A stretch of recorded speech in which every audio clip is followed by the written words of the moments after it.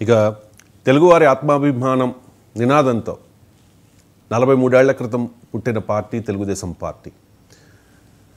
So Mahanadu కార్యక్రమాన్ని చాలా అంగరంగ వైభవంగా జరుపుకున్నారు. చాలా హైలైట్ అయింది, సక్సెస్ అయింది అని చెప్పి ఆ పార్టీ నాయకులు చెబుతూ ఉన్నారు. కానీ ఇక్కడ నందమూరి బాలకృష్ణ మహానాడు కార్యక్రమానికి రాలేదు. బాలకృష్ణ స్పీచ్ కోసం చాలామంది ఎదురు చూస్తూ ఉంటారు పార్టీలకు అతీతంగా. ఆయన స్పీచ్ చాలా డిఫరెంట్గా ఉంటుందని చెప్పి. ఈ మహానాడులో నారా మార్క్ కనిపించింది కానీ నందమూరి మార్క్ కనిపించలేదు అనేది కొంతమంది వాదన. ఎందుకంటే జూనియర్ ఎన్టీఆర్ ఎలాగూ రారు, నందమూరి బాలకృష్ణ రాలేదు, ఎందుకు రాలేదు అని చెప్పి. లోకేష్కి పట్టాభిషేకం చేస్తారు, వర్కింగ్ ప్రెసిడెంట్గా చేస్తారు, లేకపోతే ఇంకా కీలకమైన పోస్ట్ ఏదో ఇస్తారు పార్టీలో అని చెప్పి చర్చ జరుగుతున్న నేపథ్యంలో అటువంటి ప్రకటన ఏది రాలేదు. కాబట్టి బాలకృష్ణ అలీ గారు అని కూడా ఇంటర్నల్ కొంతమంది మాట్లాడుకుంటూ ఉన్నారు with in the party. So ఏంటి వాస్తవం ఏంటి అంటే ఏం చెప్తారు? ఇక్కడ ఇది చాలా గమనించవలసిన విషయం అండి.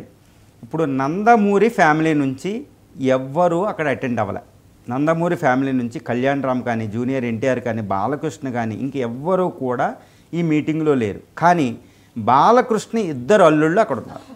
బాలకృష్ణ ఒక అల్లుడు లోకేష్.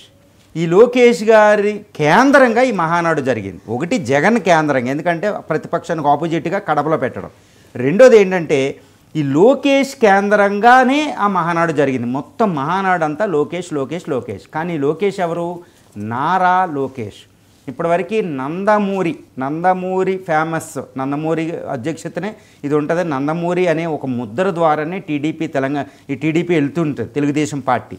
కానీ ఈ మహానాడు యొక్క ప్రాముఖ్యత ఏంటంటే రెండు ఉన్నాయండి. ఒకటి అధికారం వచ్చింది, అభివృద్ధి, మేము ఇది చేసామని చెప్పుకోవడం అనేది ఎప్పుడు మహానాడు ప్రతి పార్టీకి ఉంటుంది, ఎవరైనా చేసుకుంటారు ఇవి పార్టీ సెలబ్రేషన్స్ అని. రెండోది ఏంటంటే లోకేష్కి నిర్వాహకం అనేది కూడా ఆయనకి ఇవ్వాలని ఒక డిమాండ్ ఉండేది. ఇప్పుడు ఆ డిమాండ్ అవ్వలేదు. మహానాడు అభివృద్ధి అనేది చూపించారు, కేంద్రంలో మేము ఎలా ఉన్నాం ఇదని చూపించారు.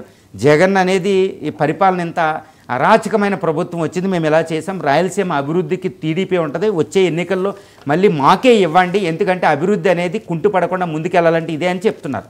కానీ ఇక్కడ ప్రధానమైన విషయం ఏంటంటే ఈ Nandamuri to Nara A transition అనేది కొనసాగడానికి వెళ్ళింది. ఈ మహానాడు కేంద్రం ఏంటంటే లోకేష్ గారికి పట్టాభిషేకం అంటే ఏంటి, లోకేష్ గారికి అధ్యక్షత బాధ్యతలు టీడీపీలో కీలక పాత్ర అంటే ఏంటి, చంద్రబాబు నాయుడు గారి నుంచి లోకేష్ గారికి వెళ్ళడం అంటే, ఒకప్పుడు చంద్రబాబు నాయుడు గారికి రావడం అంటే లక్ష్మీపార్వతి ఇష్యూ, ఈ ఇష్యూ, ఆ ఇష్యూ ఉన్నాయి. నందమూరి ఫ్యామిలీ అంతా సపోర్ట్ చేసింది లక్ష్మీపార్వతి గారికి ఇవ్వకుండా ఉండడానికి, ఇదంతా ఉండేది. కానీ ఇప్పుడేంటి, నందమూరి ఫ్యామిలీకి ప్రాముఖ్యత లేకుండా నారావారి ఫ్యామిలీకి ఒక ట్రాన్సిషన్ వెళ్ళిపోతుంది. లోకేష్ తర్వాత వెంటనే దేవాంశ్ ఉన్నారు, ఇదంతా కనబడుతుంది, దేవాంశ్ ప్రాముఖ్యత ఇదంతా. సో అందువల్ల బాలకృష్ణ గారు అటెండ్ అవ్వలేదా? ఎందుకంటే బాలకృష్ణ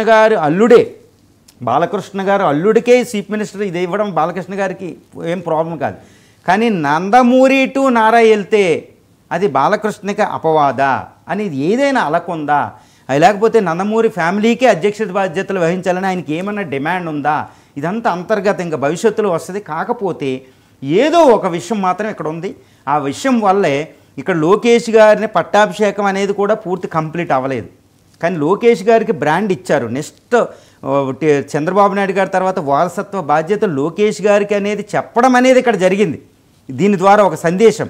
కానీ ఎక్స్ప్లిసిట్లీ అది అలాంటిది ఏది ఇక్కడ కొనసాగలేదు. అంటే ఏంటి, బాలకృష్ణ గారు రాకపోవడం వెనకాల ఇదేదో ఒక అలకుంది అనేది మనకు తెలుస్తుంది. అంటే మహానాడు అనేది అంతర్గతంగా ఒక పెద్ద విషయం ఏంటంటే నందమూరి వర్సెస్ నారా అనేది ఒకటి జరుగుతుంది అనేది ఇక్కడ మనకు తెలుస్తుంది. ఎన్టీఆర్, జూనియర్ ఎన్టీఆర్ ఎలాగో ఉంది. ఒకవేళ ఈ ఫ్యామిలీ నందమూరి ఫ్యామిలీ నుంచి ఏదైనా పొలిటికల్ పార్టీ వద్దంటే అక్కడ పొలిటికల్ స్పేస్ లేదు.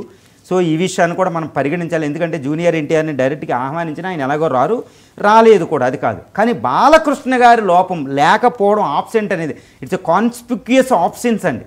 ఎందుకంటే మీరు అన్నట్టు చాలామంది ఆయన ప్రసంగాన్ని చూడడానికి, అది కూడా రాయలసీమలో ఆయనకి చాలా ఫాలోయింగ్ ఉంది, అనంతపురి అదంతా. ఆయన ప్రసంగం లేకపోవడం చాలా పెద్ద లోటు మహానాడులో. సో ఇదంతా చర్చించుకుంటున్నారు మహానాడులో. టీడీపీ కార్యకర్తలు కూడా ఈయన ఎందుకు రాలేదని. సో ఏదో ఒక విషయం అనేది ఉంది.